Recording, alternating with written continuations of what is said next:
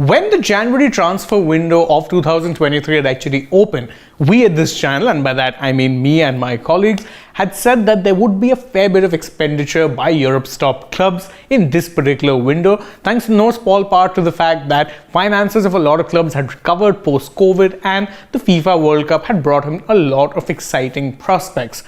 It's safe to say that all of us here at Sports Today have been proven right, because dear God, there was a lot of spending on transfers for January. It felt frenetic, it felt fast-paced, it felt very exciting. In fact, it felt almost like a summer transfer window. Such was the level of investment that clubs were putting in. And so therefore we thought we'd break down all of the major expensive transfers. In fact, going by the amount of fees that were paid for the transfer, here we are going to talk about the 10 most expensive transfers of the January 2023 transfer window. Just a bit of a spoiler alert before we go forward. Chelsea are going to come up a lot on this particular list.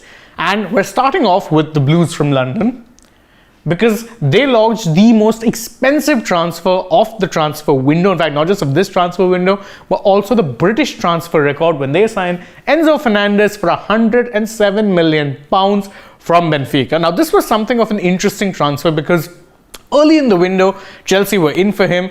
Then Benfica made it clear they wouldn't be doing any business, so Chelsea backed off. Then in the last minute, Chelsea, sensing an opportunity that maybe business could get done, put all of their resources in towards securing his move. They paid the money, they got the player in the end, but man, oh man, it was quite the struggle for them. It went down the wire and it cost a lot of money. In fact, this is the second most expensive transfer ever in the history of January transfers. Note that I said January transfers and not summer transfers, which of course there have been others which are far more expensive, but this was the most expensive transfer of the January transfer window.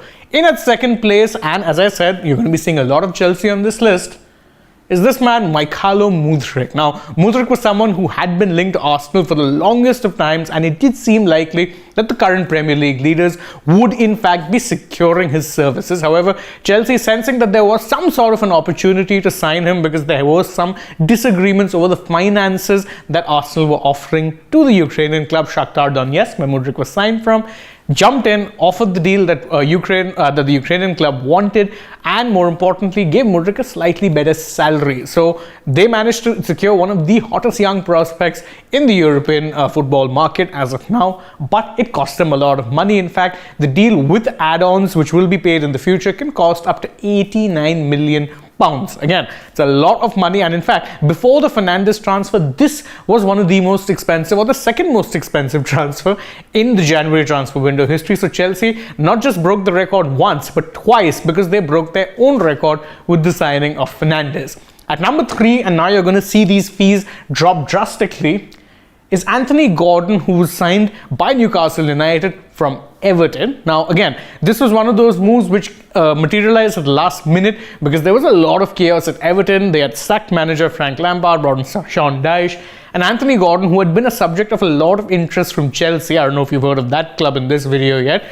During the summer, well, suddenly realized that he may as well actually want to move. He went on a strike, stopped turning up to training, pushed forward a move to Newcastle United, who currently sit third in the Premier League, for a good fee of 40 million. Again, 40 million doesn't seem like a lot when you consider the fact that young British talent generally tend to go at a far more higher price, but his contract actually had a lot to do with that. He didn't have too many years left on it, and so Everton realized that they weren't in a good position as far as driving a hard bargain, so they let him go. And he is the third most expensive transfer of this January window. At number 4 is another Premier League player, Cody Gakpo, who was signed by Liverpool for £35 million. Now, Gakpo was someone who had impressed significantly during the FIFA World Cup in Qatar, and even before that, really, he was someone who was on the radar of a lot of clubs. Remember, Manchester United were trying to secure him in the summer before they signed Anthony, and well, now they ended up, missing out on him because he chose to go to Liverpool instead. And it's easy to understand why. I mean, he's young,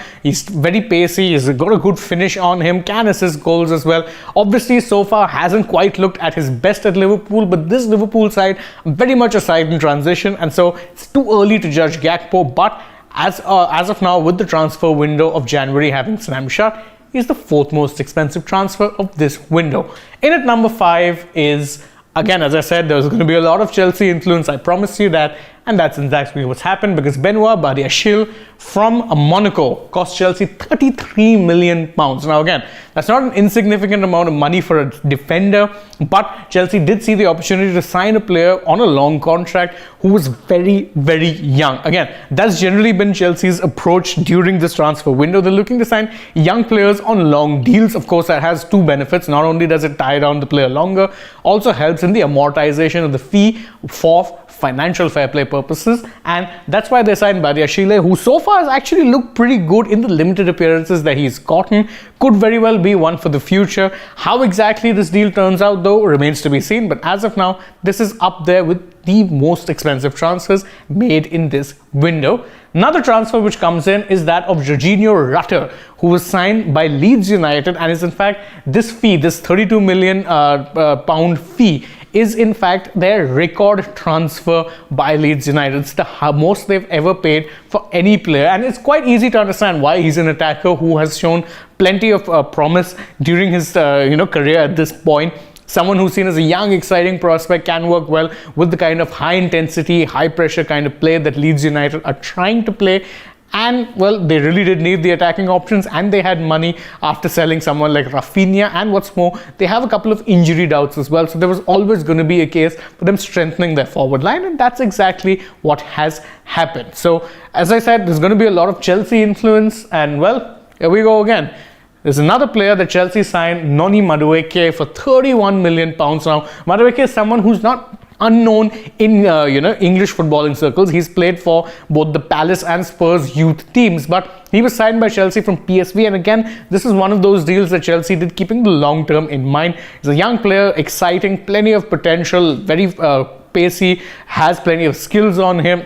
That is essentially why they've signed him, because there is a feeling that Chelsea's forward line does need a little bit of a refurbish, needs some updating, and that's why they signed Madueke, who's actually available for a pretty decent price, all things considered. So this is, of course, the one of the more expensive transfers. But again, as I said, the drop-off in prices so far that we've been witnessing has actually started, because again, Enzo was about worth £107 million. He only cost them £31 million. Next up on this list is Vitinha, who was signed by Olympique Marseille. Now, this one was a bit of a surprise move, because Vitinha was someone who's being, signature was being coveted by a lot of top Premier League clubs, but Marseille managed to beat them to the punch and signed him for £28 million. Now, he's an exciting player for sure, and what's more, given Marseille's status as one of the, let's say, clubs who have become a bit of a feeder for Europe's top clubs in recent years, they can very well easily double that 28 million figure fee, because well, that is just how the market works nowadays. If he develops, spends 2-3 years at Marseille, they can command a top fee for him. That will of course benefit the club in the long run. So that of course would be one of the key reasons why Marseille were this keen to sign him. Not only does he provide them with a good attacking player right now, he's also someone that the club can cash in on come 2-3 seasons time at the earliest. Next player on this list is, well, as I said, more Chelsea, and I promise you this is the last Chelsea player you'll see on this list. Malo Gusto, who was signed from French club Olympique Lyon for £27 million. Now, the reason that this signing was made is pretty easy, really. He's a right back, and Chelsea have actually struggled for cover in that particular position this season. Reece James has had not one but 2 knee injuries, and club captain Cesar Azpilicueta doesn't quite have the legs in him to be a regular cover for James, considering the kind of injury problems he's had. Now, Chelsea have in fact signed him and loaned him back to Lyon till the end of this season, but the simple fact of the matter is he will provide valuable backup and is an exciting young prospect, yet again signed on a long-term deal. So how exactly the move works out remains to be seen, but exciting young prospect, and he cracks it in terms of the top 10 most expensive transfers of this January window. And last but not the least, you have Ilya Zabrini, who was signed by, of all clubs, Bournemouth. Now, Zabrini is one of those defenders whom many top clubs were monitoring. So, in a sense, it's a bit of a surprise that Bournemouth managed to move and convince him that they were the right club to actually sign for. But as I said, he's one of those defenders who a lot of top clubs are coveting. He's very, very good with the ball, very, very composed, good in the air, all of these attributes he has, and so it's no surprise that Bournemouth were actually willing to shug out that much money for him. Again, Bournemouth are not one of those clubs who spend big money, but of course they've been promoted back to the Premier League, and they know that securing that survival, all-important survival in that first season, very, very important thing, and that's why it explains the massive outlay by their standards on the Ukrainian defender. How he fares remains to be seen, but he is our 10th most expensive signing of this January transfer window. And that's it for this particular list of ours. Thank you all very much for joining us.